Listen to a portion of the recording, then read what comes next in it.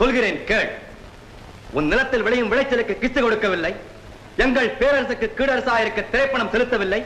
வெகு காலமாக வரிப்பணம் வந்து சேரவில்லை. இந்த பாக்கிக்கெல்லாம் வட்டியும் செலுத்தவில்லை.